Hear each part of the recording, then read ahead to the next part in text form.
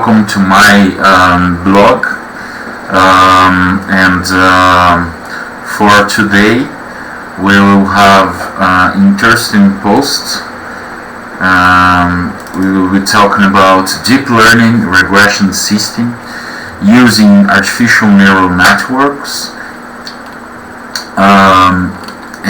Before to start, I would like to show you how to manipulate this blog, because we will have some different options in the end of my post.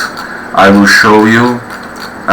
In the end, we will have some buttons. That the first one will be my YouTube channel, that you have access for different videos that I have produced before, and the GitHub. This GitHub is the place that you will have access to download the codes of Python, and a LinkedIn group that will be possible to discuss some subjects regarding the posts, and we can communicate different people that will belong that group, and my web page that will show you the different technologies that I can use to build prediction systems, machine learning, deep learning. Right, so let's go. This is the Brain Analytics Data Solutions.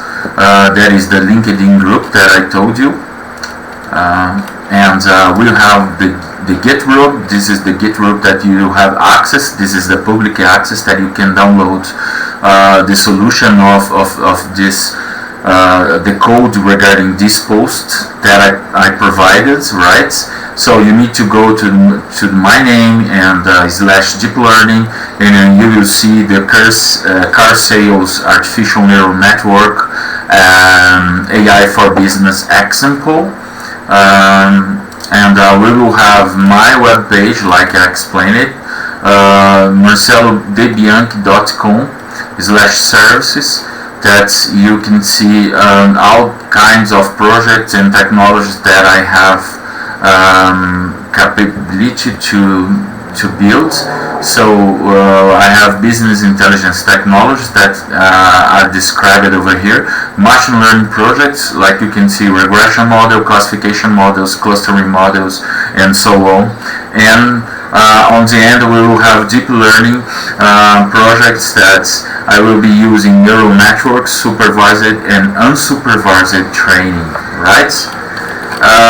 Like I explained it before, this is my YouTube channel, Brain Analytics Data Solution, that I have produced some videos before about artificial neural networks, data preprocessing techniques, different kinds of algorithms, all related to machine learning, deep learning, artificial intelligence.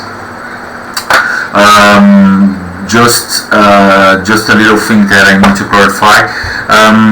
Some of the videos and some of the posts will be in Portuguese language, and another ones will be in English language, because I have my goal is try to explain the different technology in both languages, and in the end we will be using Jupyter Notebook, like you can see over here, and we will have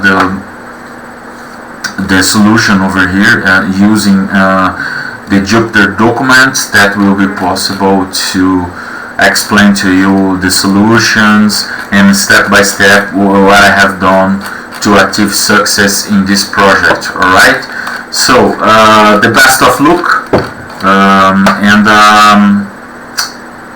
good studying and good understanding.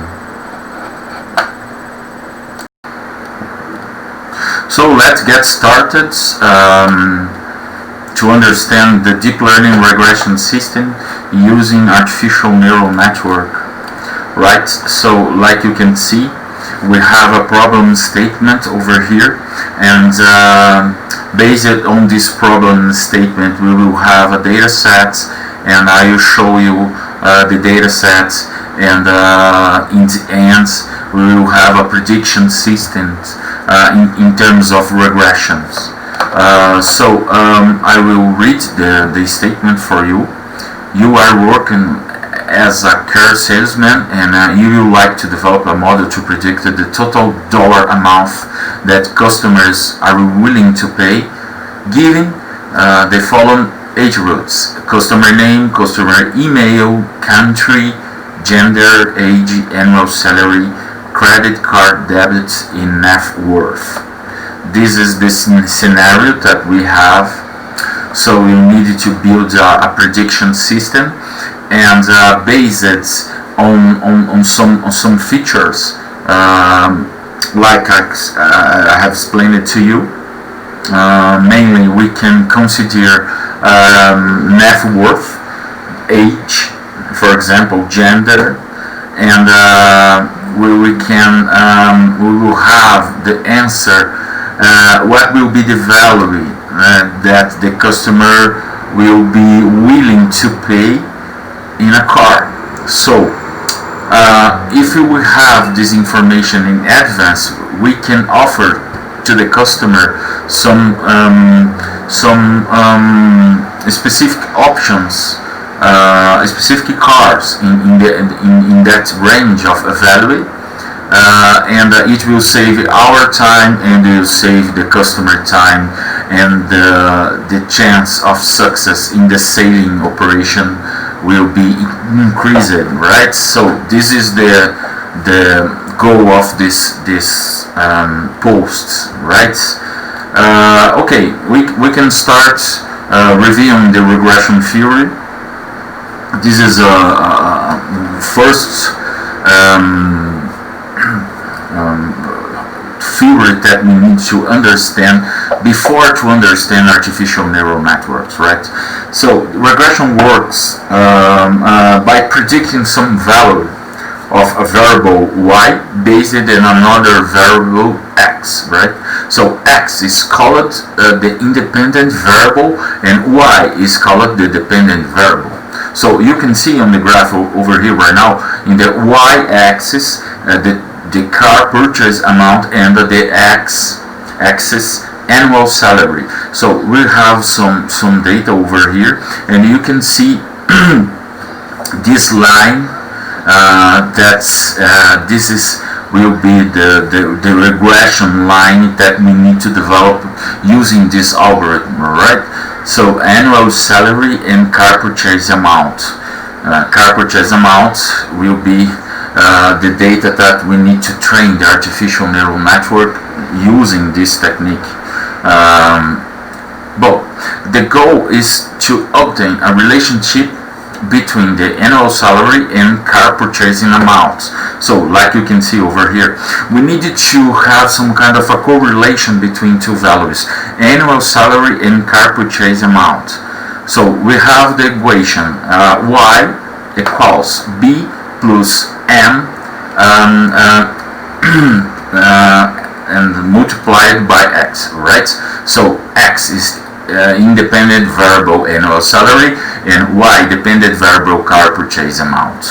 So what this graph is explaining to us, if you see this value plus 10k will be related, this interval will be related with the y-axis interval. In other words, if we increase 10k in this axis, will be correlated with the 2k in the car purchase amount axis. This is the relation that the regression technique will provide to us. Following our talks, once the coefficients m and b are obtained, you have obtained a regression model. This trained model can be later used to predict car purchase amount, in dollars of course, based on the annual salary.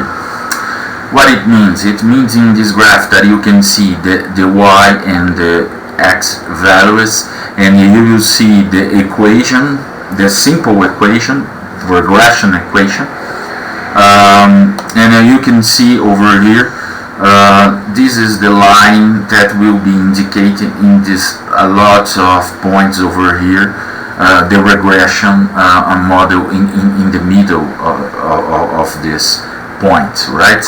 So we have to understand two things over here. The slope will be positive, or in this kind of equation we will have the slope in negative also. So we will have y equals 3 multiplied by x. It will belong to this first graph because the slope will be positive, and we will have this another equation. So we have minus 20 over here multiplied by x. It means that the slope will be totally negative over here, like you can observe in both images over here, right? So I hope that you understood this theory, the regression theory. This is the basic one theory that is very important and very useful in machine learning techniques, right? So the next subject I will be explaining to you the artificial neural networks theory. So let's get started. So we'll have over here the human neuron, right, in the left image that you can see. We will have in the front of the human neuron image, we will have the mathematical neuron. That is the base of the artificial neural network. We'll have some different inputs like x1, x2, x3 in different weights, weight 1, 2, and 3. And we have over here the activation function. Over here we'll have some kind of a variable called bias. And we'll have over here the function itself that will be activated, providing this number, and so on and so on. We'll have different layers of neurons that will be communicate with each other using this mathematical neuron model, right?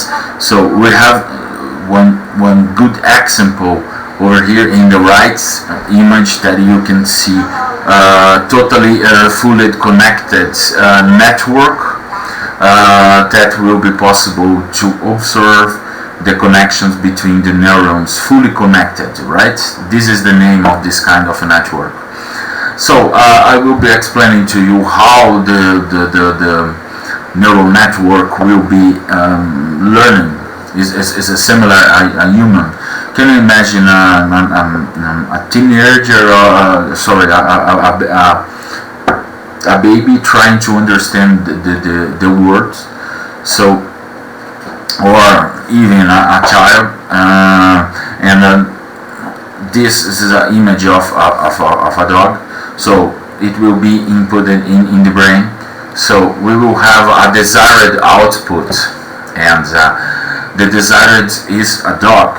This is the correct one, but some kind of attempts will be important in this project because we will have some kind of different attempts.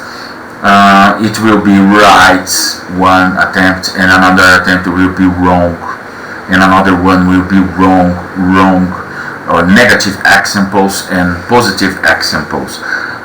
It's the CERN is the main thing about the learning process of artificial neural networks, because we will have some kind of a same process if you compare with the human being learning process, because we will have some positive examples and negative examples, but we will be using what?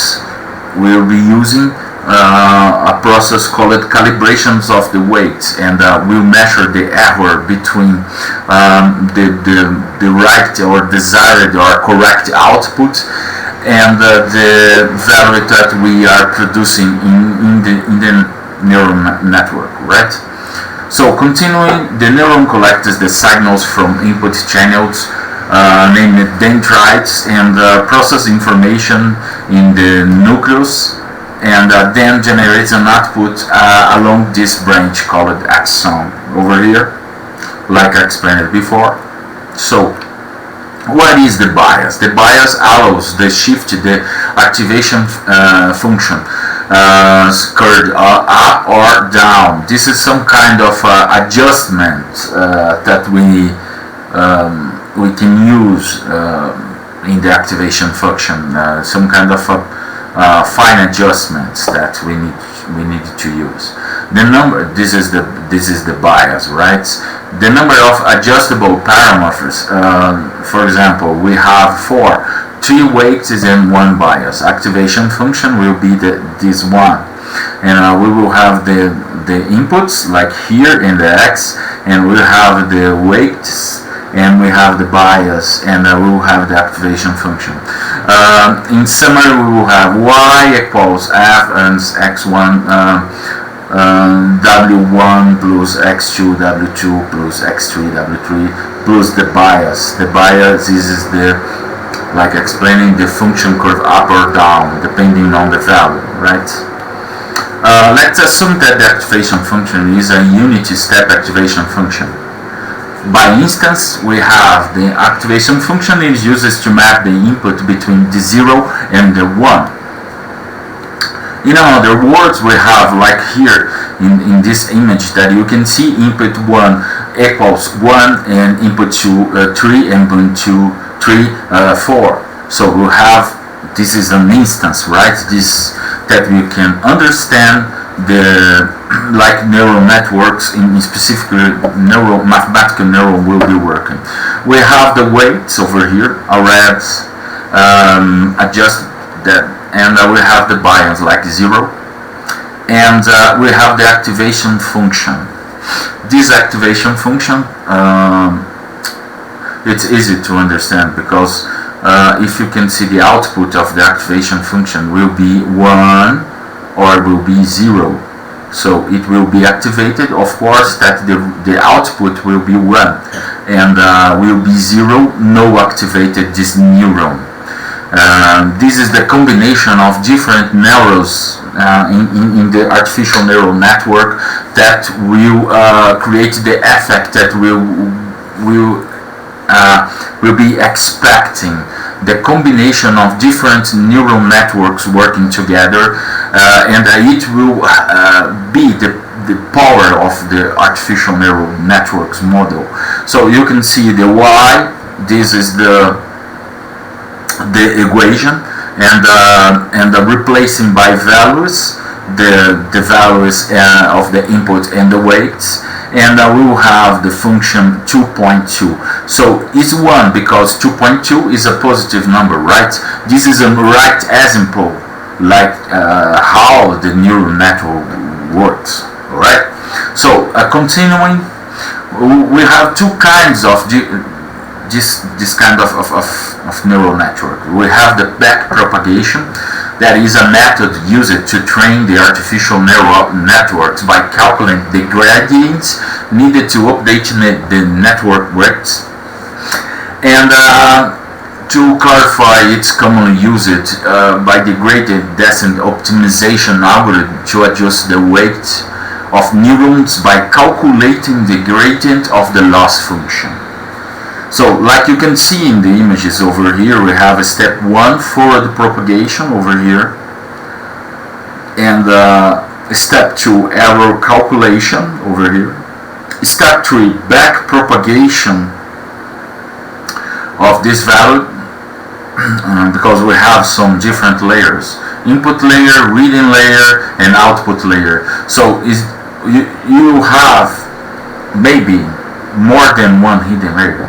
You decide, because you need to design the architecture of the neural networks. And of course, the step 4 is the last one. The operation will be the weight update on the network itself, right? So, explaining the phase 1, propagation. Propagation through the network to generate the output values.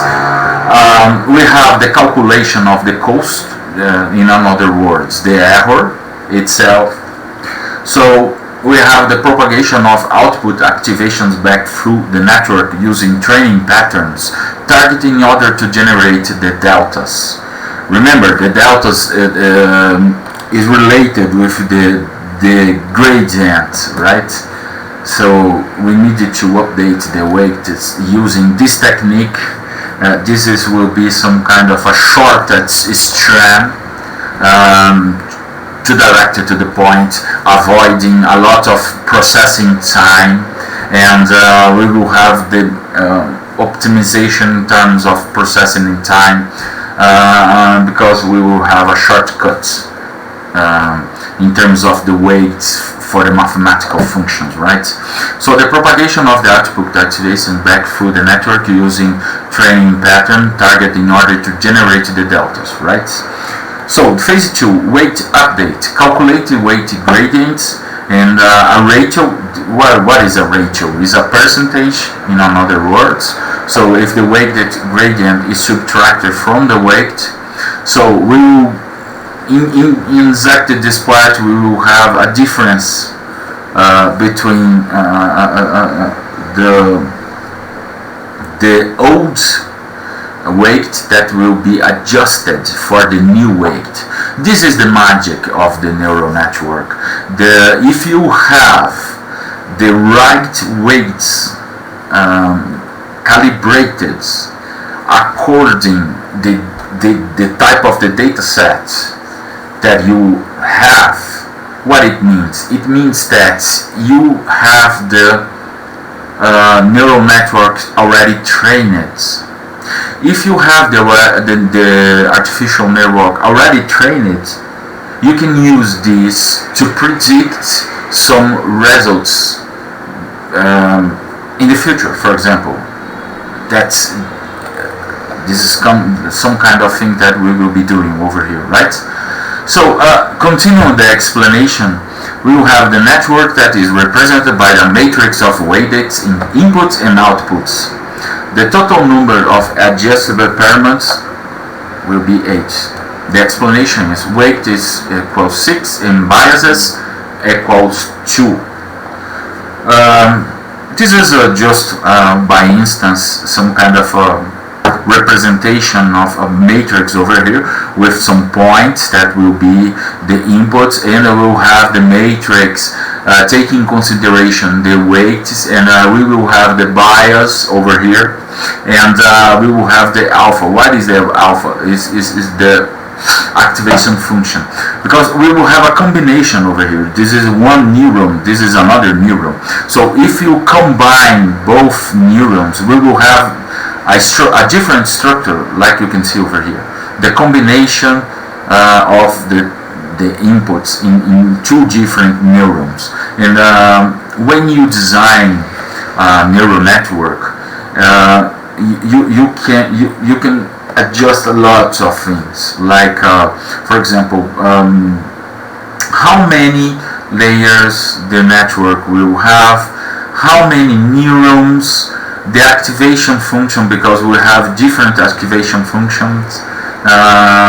We have sigmoid, when we have the rectifier activation function. So this is depending on the situation, depending on the experience, because the neural network is a deep learning technique, but we needed to clarify that is a supervised technique. What is the supervised technique? You need to teach the algorithm to teach. You need to input some initial values, and you need to manipulate some parameters of the algorithm. So it's not totally automatic, but we have some different kinds of artificial neural networks that will be totally independent in terms of the learning process. I can tell you, for example, autoencoders or Boltzmann machines. They are unsupervised artificial neural network systems.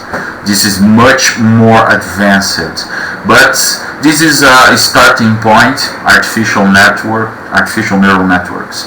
This is very useful also until nowadays, right?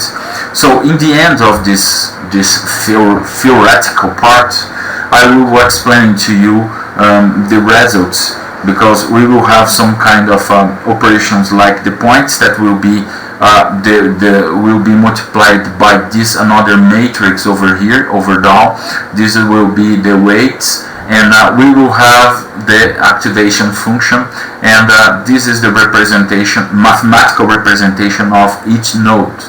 So this function will be the activation function. So and we will have nonlinear sigmoid activation function. So depending of the layer of the network, you can modify the activation function depending on the domain. What is the domain of the numbers that will be reading from the data sets? Okay, this is the end of the theory part, right? So now we need to go to the Anaconda. Anaconda is the this is a framework. This is a scientific data for that is most used in the world. Is a platform, scientific platform. So you have two main kinds of difference. Over here we have the spider over here, that it's very good, also IDE, and you have the Jupyter notebook. In this post, I will be using the Jupyter notebook, right? So using so over here we have the Jupyter notebook already opened. So you can see the director. This is the class 1, and we have the project over here. If you click over here, it will be opening this document. It's very useful if you have to explain what you have done for your boss or for your team or for advanced customer, because it will be possible to combine codes and graphic and some explanations. For example, you can write some part of the text over here. So we have here, for example, if you click over here, you see the markdown over here, that it means that this is a text, right? And if you click over here, you see in this section the code. It means that it will be compiled in the end. So for example, we can start reading the problem statement. You are working as a car salesman and would like to develop a model to predict the total dollar amount that customers are willing to pay, giving the following attributes. And the model should predict the car purchase amount, right? So we have to import some libraries over here in this section, and how to execute this. You can execute section by section, hitting the Shift Enter, and you have the results. And but if you are interested to run your entire project, you can go here, restart the kernel and run all. This option is very important, that you can restart and run everything. So, but it's not common, because you need to run step by step, right? Another line, this is the use of dependencies. Dependencies is an important library to read the datasets itself. And we have the encoding over here, because we have some special characters like that. So we'll have the customer name, customer email, country, gender, age, annual salary, credit card debt, the network, and finally the last column that is the car purchase amount, right? Over here we will be using this Seaborn library that is very useful because you can build an easily way different kinds of graphs to understand the data distribution, taking consideration the line and the columns of the data set itself. So we have here car purchase amount, for example, and we have the car purchase amount over here regarding this column, and we have the gender, the age, we have the annual salary, and we have the credit card debit and something like that. You can observe different kinds of graphs and distribution of the data along of the data set from the beginning until to the end. So the step 3, we will be creating the test and the training data sets using this command: x equals card def.drop customer name, customer email, country, and car purchase amount. What it means? It means that I will be dropping some fields of the data sets that won't be important in my prediction model, right? This is the way that you can drop some columns from your data set.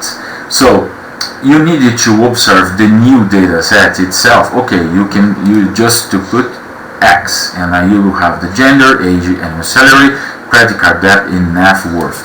That will be using for the training, and the rule is you will be using 8% of the training sets, the data set for the training, and just 20% of your data set, like a testing.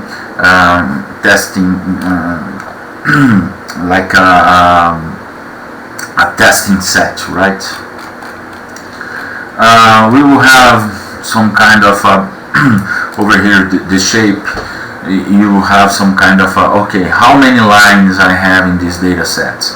If you use the shape command, you see that okay, we have 500. So using this important library, sklearn preprocessing, and importing the min and max scaler, what it means? It means that we will have some kind of normalization process over here, right? So what is the normalization? Can you imagine two different variables? For example, we have the age. That's the domain of this, in terms of numeric domain of this variable, begins in 0 and at the end will be 100. And we have a different variable, can be salary, that in the beginning will be 0, but the end will be, for example, millions. So we'll have a big difference in numeric difference between two columns in the data set. So we needed to avoid that this bigger variable, salary, will be dominant in the data set. So how we can do this kind of thing? Using this sklearn preprocessing min and max scaler. So we have here the numbers, the variation will be from 0 to 1. And we will have all the values normalized in this range 0 until to 1. So you can see over here using print x scaler, because you can see for example 0.43, 0.41, 0.653 is so on. So like I explained, this is a normalized data set. So if you are using neural networks, it's mandatory to normalize your data set before to use. Alright? So over here we continue having 500 lines by 5 columns. Alright? Okay, but we needed to isolate the y variable. What is the y variable? Y variable is the prediction variable that we need to compare in the testing set. Remember, we have the original data set, and we will have the training set, and we will have the testing set. So in this line, we will adjusting the y value, and we are isolating just one column, the last column, by interest for us. That will be the car amount value. So this is the code that will be doing this kind of thing. And of course, that if you normalize your training set, you need to normalize in your test set also, using the min max scalar from the scikit-learn library. So over here we have these outputs. This is the column already normalized, right? Okay, at this point we can start in the training our neural network, and we will have the division over here: x train, x test, and y train and y test, taking consideration that the y the x will be in the capital letters. This is an important thing that you need to observe, right? So the training test split will be x scaled and y scaled, and the test site will be 0.25%. So you need to adjust the test size. It's just up to you. You can adjust in 0.20 or in 25. It's up to you. But remember that if you adjust in 20 the test set, of course that's the rest, that will be 8%, will be your training set, right? So we have the code over here, tensor.keras. Keras is a pretty important class inside of TensorFlow library. So we have the Keras model sequential. What is the sequential? The Keras sequential is the forwards operation of the neural network, right? The sequential. In other words, a neuron will be passing the value to another neuron from the left to the right. But you can use the back propagation also. That you can imagine the right from right to the left. This is the back propagation that will be used in sequence also, right? So we have over here some important parameters like the dance. This is totally fully connected, and we will have 25. What is the 25? The number of neurons you can adjust, and you have the input DIN. In other words, we have 5 different columns that are the attributes. So it means that we will have 5 input DIN, and the activation function for the first layer is rectifier ReLU. In the another line, we will have another layer of neurons that will be using the ReLU, having 25 neurons, and we have the last one layer that we will have just one neuron. This is the output neuron that they will be using the activation function as a linear. This is very important over here, because linear, it means that you'll be using the artificial neural networks to do the prediction value. If you didn't put this kind of parameter over here, the neural network can understand that you are trying to do some classification instead of regression. And we will have the result over here. We have the layers already classified, right? And we have over here the compile of the model. What is the add-on? Add-on is the optimizer. What is this optimizer? It means that the bias will be automatically updated using the add-on optimizer. And we have the loss. What is the loss? Do remember the activation function, and the activation function will be using the descent gradient technique. That will be a shortest strong in terms of the value of the function. So it is the mean square error is the mathematical equation that we'll be using to calculate the difference between the desired value and the actual value that the neural network produced. And we will have the epochs. What is the epochs? The definition of the epoch is that when you have the all weights updated, we can tell, okay, this is an epoch. Can you imagine from the right to the left, the back propagation operation? You will see all the weights will be updated.